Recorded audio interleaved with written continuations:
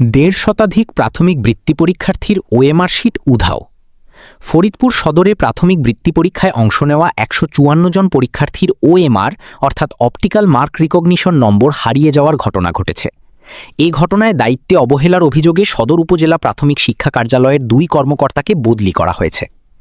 জানা গেছে, গত ১৫ থেকে ১৮ এপ্রিল দেশব্যাপী অনুষ্ঠিত প্রাথমিক বৃত্তি পরীক্ষার শেষ দিনে ১৮ এপ্রিল ফরিদপুর সদরের ভাটিলক্ষ্মীপুর সরকারি প্রাথমিক বিদ্যালয় কেন্দ্রে এ ঘটনা ঘটে। ওই কেন্দ্রে সদর উপজেলার বিভিন্ন ইউনিয়নের শিক্ষার্থীরা পরীক্ষায় অংশ নেয়। ওই দিন অনুষ্ঠিত বাংলাদেশ ও বিশ্ব পরিচয় বিষয়ের পরীক্ষার ওএমআর শিটগুলো কেন্দ্র থেকেই হারিয়ে যায়, যার সংখ্যা ১৫৪টি।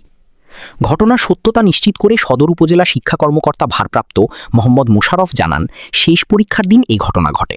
তবে তিনি দাবি করেন, ওএমআর শিট হারিয়ে গেলেও পরীক্ষার্থীদের মূল্যায়নে কোনো সমস্যা হবে না, কারণ প্রাথমিক শিক্ষা অধিদপ্তরের ইনফরমেশন ম্যানেজমেন্ট ডিভিশন আইএমডি ইতোমধ্যে তথ্য পুনরুদ্ধার বা রিকভার করতে সক্ষম হয়েছে। তিনি আরও জানান, এ ঘটনার পর প্রশাসনিক ব্যবস্থা হিসেবে তাকে এবং সহকারী উপজেলা শিক্ষা কর্মকর্তা অজয় কুমার দাসকে ফরিদপুর জেলার বাইরে টাঙ্গাইল সহ অন্যত্র বদলি করা হয়েছে। পাশাপাশি বিষয়টি তদন্তাধীন রয়েছে এবং পরবর্তীতে আরও শাস্তিমূলক ব্যবস্থা নেওয়া হতে পারে। এই বিষয়ে জেলা প্রাথমিক শিক্ষা কর্মকর্তা মোহাম্মদ মহিউদ্দিন জানান, ওএমআর শিট হারানোর ঘটনায় সংশ্লিষ্ট থানায় সাধারণ ডায়েরি বা জিডি করা হয়েছে এবং প্রাথমিক শিক্ষা অধিদপ্তরকে লিখিতভাবে অবহিত করা হয়েছে। তদন্ত শেষে দায়ীদের বিরুদ্ধে প্রয়োজনীয় ব্যবস্থা নেওয়া হবে।